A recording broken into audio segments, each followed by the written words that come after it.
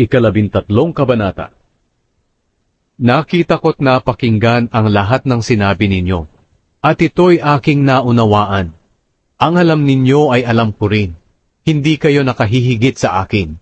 Pero hindi na ako makikipagtalo sa inyo tungkol sa kalagayan ko. Sa makapangyarihang Diyos ko na lang ito idudulog, sapagkat pinagsisikapan ninyong gamutin ako ng kasinungalingan. Lahat kayo'y parang manggagamot na walang silbi.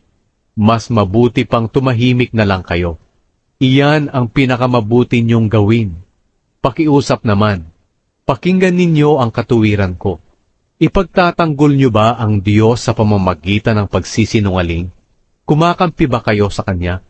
Ipagtatanggol ba ninyo siya?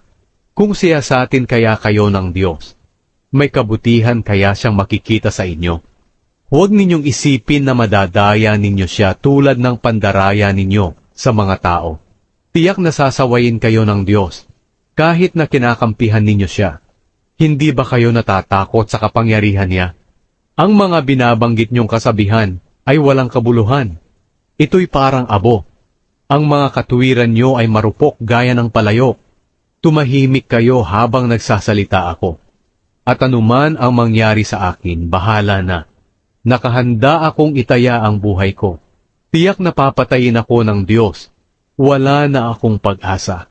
Pero ipagtatanggol ko pa rin ang aking sarili sa Kanya. Baka sakaling sa pamamagitan nito ay maligtas ako, dahil walang masamang tao na makakalapit sa Kanya. Pakinggan ninyong mabuti ang sasabihin ko. Ngayong handa na akong ipagtanggol ang sarili ko. Alam kong mapapawalang sala ako.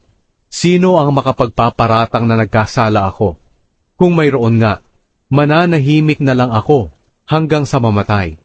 O Diyos, dalawang bagay lang ang hinihiling ko sa inyo, na kung ibibigay nyo sa akin, ay hindi na ako magtatago sa inyo. Tigilan nyo na ang pagpaparusa sa akin, at huwag nyo na akong takutin ng mga nakakatakot na parusa ninyo. Kausapin nyo ako, at sasagot ako.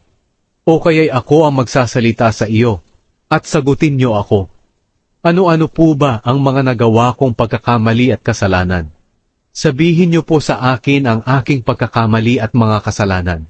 Bakit umiiwas kayo sa akin, at itinuturing nyo akong kaaway? Bakit nyo ako tinatakot at hinahabol? Para lang akong dahon, o tuyong ipa na tinatangay ng hangin. Inililistan nyo ang mabibigat na paratang laban sa akin, at isinasama nyo pa ang lahat ng kasalanan ko noong bata pa ako. Para nyong ikinadena ang aking mga paa. Bawat hakbang ko'y binabantayan nyo, at pati bakas ng paa ko'y sinusundan ninyo. Kaya para na akong isang bagay na nabubulok, o isang damit na sinisira ng amag.